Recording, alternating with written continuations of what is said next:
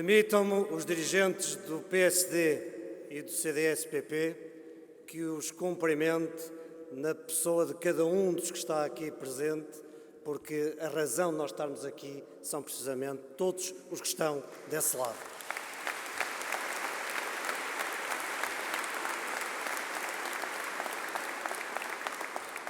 Caras amigas e caros amigos, há 4 anos, vários de nós estiveram numa sessão como esta para se apresentarem como candidatos a deputados à Assembleia da República. Hoje, apresentamos-nos como candidatos pela coligação Portugal à Frente. Parece que foi há muito tempo, mas não. Foram só 4 anos. E parece que quase tudo aconteceu nestes 4 anos. E, efetivamente, quase tudo aconteceu mesmo. Há 4 anos, o secretário-geral do Partido Socialista era José Sócrates. Então, primeiro-ministro.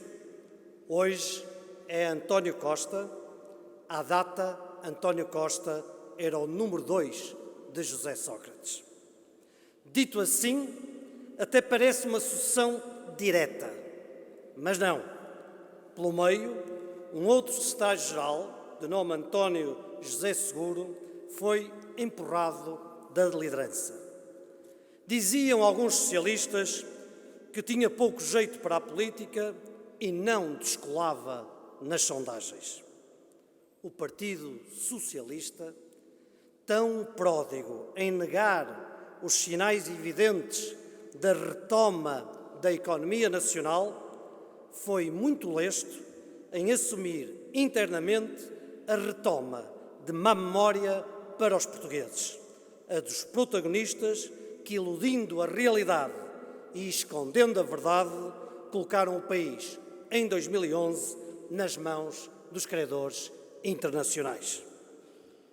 Há 4 anos, o país estava na pré-bancarrota.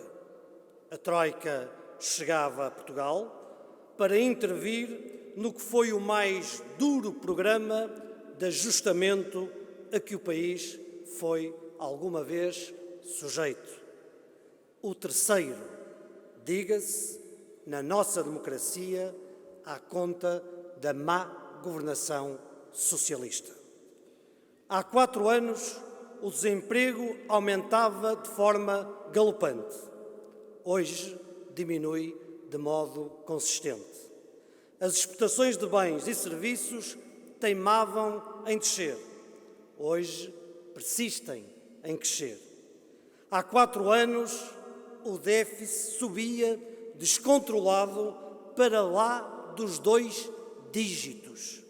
Hoje, vamos conseguir contê-lo aquém dos 3%. A economia encontrava-se com o sabor amargo da recessão. Hoje, o país cresce com o prudente otimismo em linha ou acima da zona euro. Há 4 anos, a confiança dos portugueses definhava, a credibilidade do país arrastava-se pelos mercados financeiros e a esperança esvoaçava no buraco escuro do desânimo coletivo. Então, em cima da mesa, o tema também da saída do euro, de Portugal e da Grécia. Um retrocesso, uma queda direta para a 4ª divisão do nível de bem-estar dos portugueses, o reconhecimento da incapacidade de Portugal poder ser competitivo.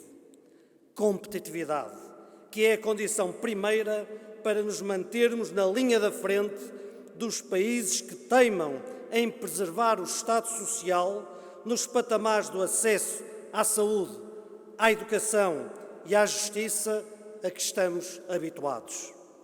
Se o regresso ao escudo acontecesse, como incautamente ainda hoje alguns apontam como solução, se todos nós não tivéssemos trabalhado arduamente para evitar isso, seria uma machadada dramática no poder de compra assegurado a todos os pensionistas, sobretudo às pensões de menor valor, o que conduziria o país a níveis de pobreza e de mendicidade indignas de uma sociedade do século XXI.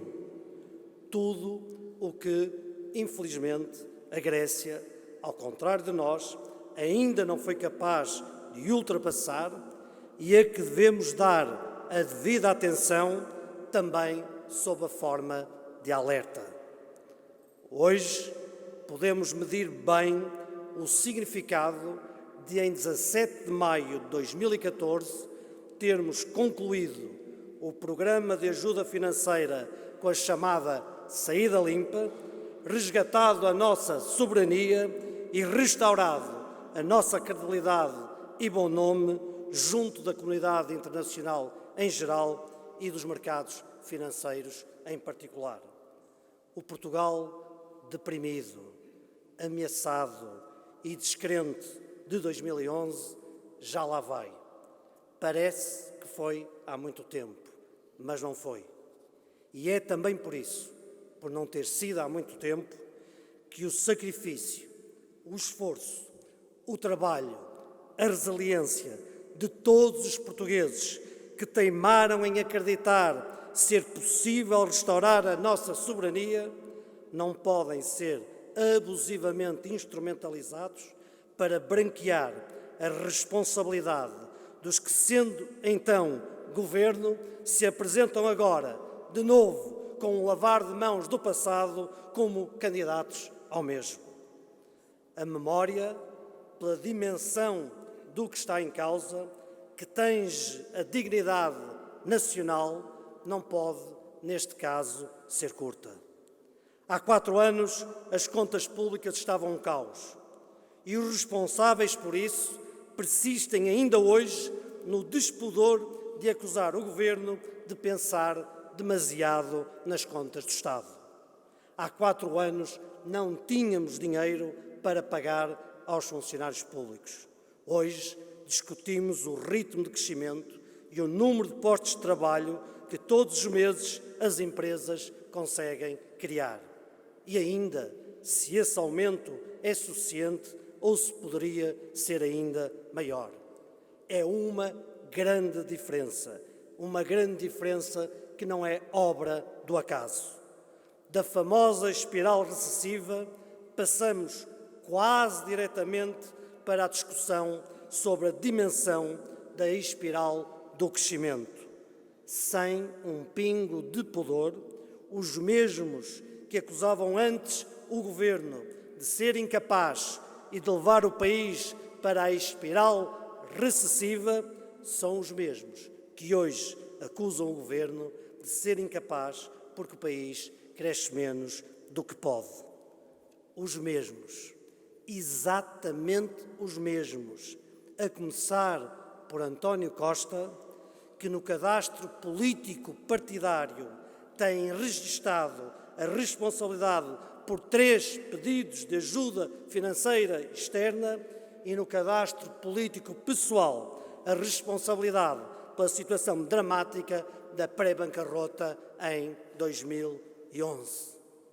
Hoje temos um Governo que pôs as contas públicas equilibradas, restaurou a credibilidade do país, imprimiu previsibilidade para o dia seguinte e garantiu a estabilidade para que cada um, para que cada família, para que cada empresa possa de novo gerir com segurança e sem surpresas os seus orçamentos respectivos. Tudo está muito diferente. Diria tudo, talvez não, quase tudo. Há 4 anos, na Ribeira das Naus, em Lisboa, Câmara presidida por António Costa, estava a Ribeira das Naus encerrada para obras. Hoje, 4 anos depois, continua também encerrada. Dizem que as obras ficaram mal feitas. Há coisas que, afinal, estão na mesma e parecem não mudar.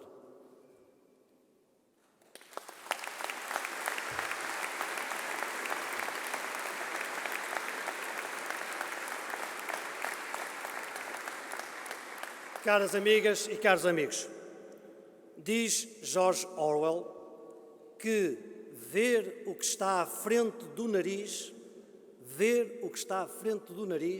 requer uma luta constante. É essa luta que estamos dispostos a continuar para que não se deixe de ver o que está à frente do nariz quanto ao que significa uma governação socialista. Não podemos, no país, regressar ao passado, correr o risco de recomeçar tudo de novo. Os próximos 4 anos serão decisivos para a consolidação do novo ciclo de crescimento que estamos a viver e para dar sustentabilidade ao equilíbrio das contas públicas, para que não tenhamos mais de viver entre a euforia do discurso que ilude e a depressão da dura realidade. O país dispensa a insegurança do experimentalismo que o Partido Socialista nos propõe. O país precisa de certezas que conduzam à cristalização das reformas estruturais que mudaram o paradigma do modelo de desenvolvimento económico de Portugal. O país precisa de uma maioria estável e que a nossa coligação, Portugal à frente, não fique refém dos amuos e dos estados de espírito do Dr. António Costa.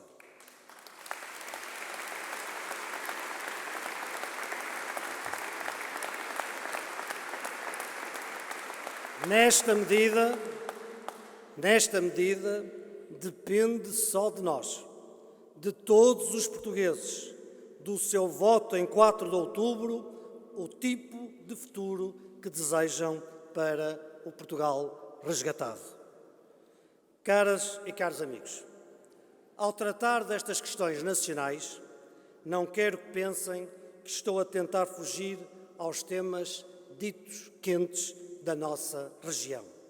E por isso, porque será sempre tema na campanha, vou direto a um dos assuntos que mais páginas de jornais têm consumido nas últimas semanas: a subconcessão da Metro e do STCP. O tema tem servido diversos objetivos, da oposição política ao governo, à manipulação da verdade e à tentativa de lançar a confusão sobre o que está em causa. Chegaram-me muitas mensagens a este propósito, de amigos até que me perguntaram se sobre este assunto não podíamos estar quietos nestes 2 meses. Amigos que me disseram que subconcessionar o Metro e os STCP em vésperas de eleições era um erro político. Neste aspecto, os meus amigos têm razão. Este não é certamente o governo politicamente mais hábil da história da nossa democracia. Pelo contrário, houve governos muito mais hábeis politicamente e políticos muito mais habilidosos também, que nunca cometiam supostos erros políticos e, com isso, até ganhavam eleições nos anos seguintes. José Sócrates, por exemplo, era um político muito hábil. Todos lhe reconheciam essa qualidade. Durante muitos anos, o país foi assim governado, com um governo politicamente muito hábil, que nunca comete erros, simplesmente porque não toma decisões quando necessárias, mas apenas quando oportunas do ponto de vista mediático, com sacrifício dos reais interesses do país.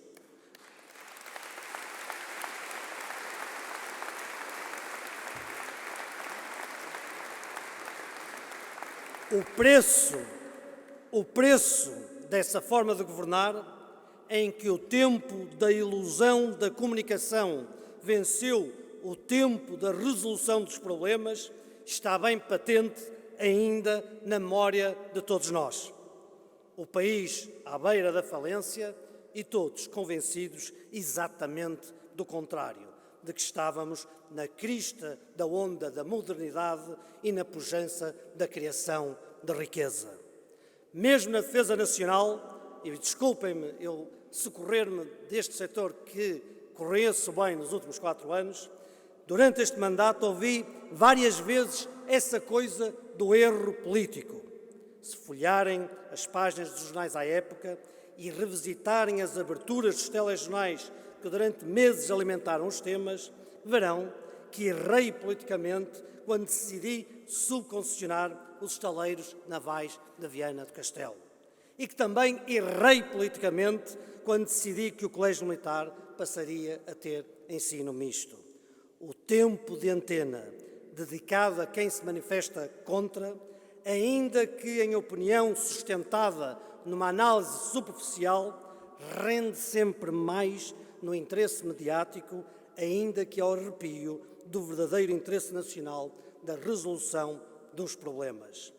Hoje, há construção e reparação naval em Viana do Castelo como já não existia há décadas. Emprego e volume de trabalho, e todos nós, contribuintes, deixamos de ter um prejuízo de 110 mil euros por dia. Hoje, há raparigas e rapazes a brincar no recreio do Colégio Militar, como em qualquer outra escola do país, e o número de candidaturas supera as vagas disponíveis, criando condições de sustentabilidade em estabelecimentos em que anualmente era de milhões de euros o prejuízo. São dois exemplos da defesa nacional, mas poderiam enumerar vários outros em diferentes setores. O que é que eu quero que se retire desta lição?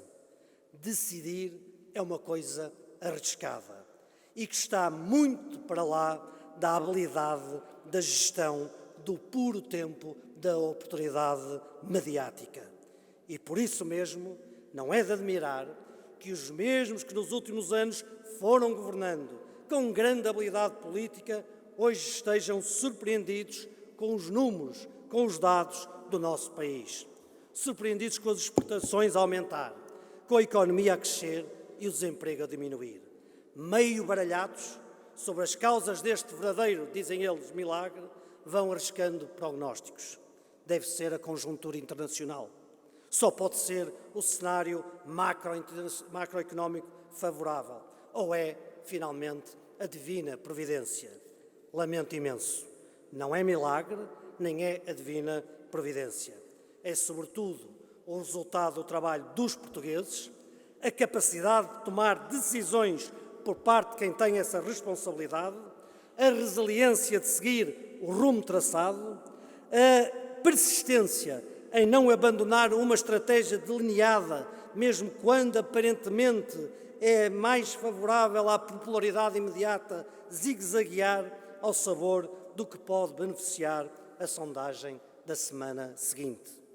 Os dados da nossa economia, que a nossa economia revela, os indicadores que teimam em contrariar os que colocaram as fichas todas no falhanço deste mandato, são também resultado dos supostos erros políticos deste governo.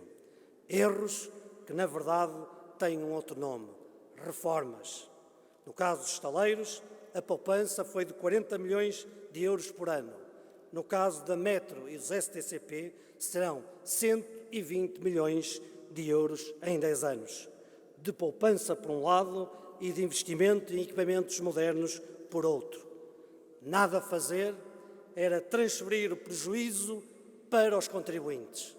Nada a fazer era transferir o prejuízo para os contribuintes. E entre a tática política e os contribuintes, este Governo escolheu sempre defender os contribuintes, mesmo que seja a 2 meses das eleições.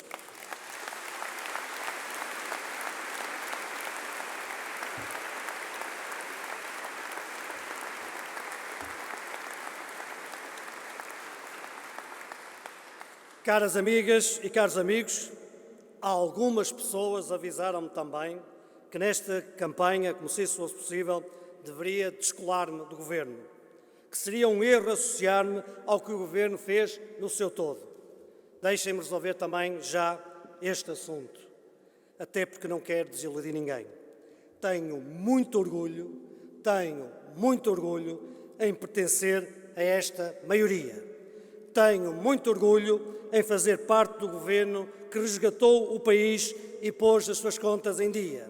Tenho muito orgulho em tudo o que fizemos nos últimos 4 anos e tenho ainda mais orgulho por liderar esta equipa de candidatos a deputados. Tenho muito orgulho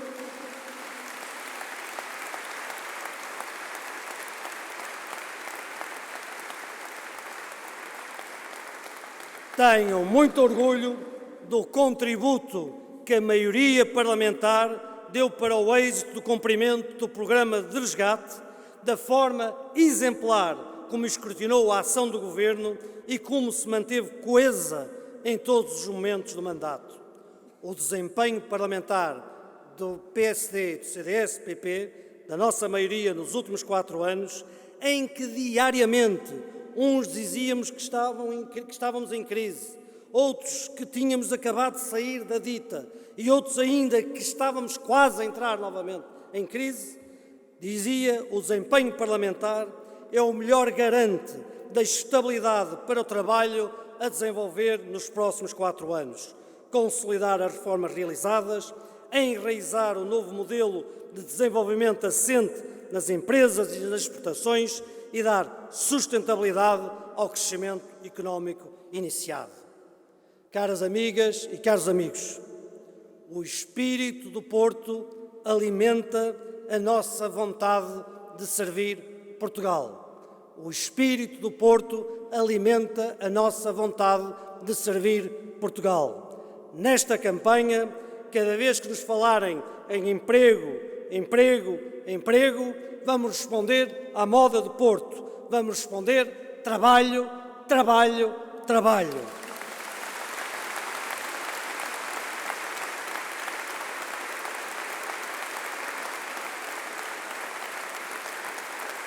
Cada vez que nos falarem vagamente sobre a economia, vamos responder com a indústria e a capacidade produtiva dos nossos empresários e trabalhadores.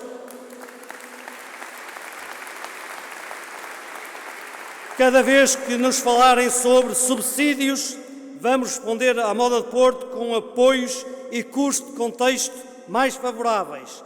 Cada vez que nos falarem sobre ajudas, vamos responder com oportunidades para jovens e para menos jovens. Cada vez que nos falarem de experimentalismos, de cenários macroeconómicos, de promessas que afinal são apenas estimativas de promessas, nós vamos responder com resultados. Nós não temos receio de falar do nosso passado. Nós não temos receio de mostrar os nossos resultados.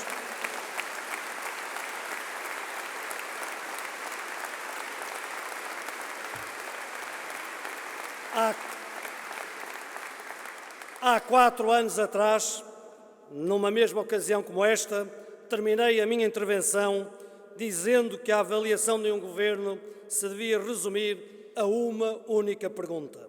E repito hoje, 4 anos envolvidos, o que disse naquele dia. A avaliação de um governo deve-se resumir numa única pergunta. O país está melhor ou pior do que há 4 anos? Os portugueses sabem a resposta, veem a resposta, sentem a resposta todos os dias. E por isso é que a confiança é como o respeito. Não se decreta num outdoor. Conquista-se todos os dias, com trabalho, trabalho e mais trabalho. E é para isso que aqui estamos todos. Vamos a isso, vamos ao trabalho, a bem de Portugal. Viva o Porto e viva Portugal!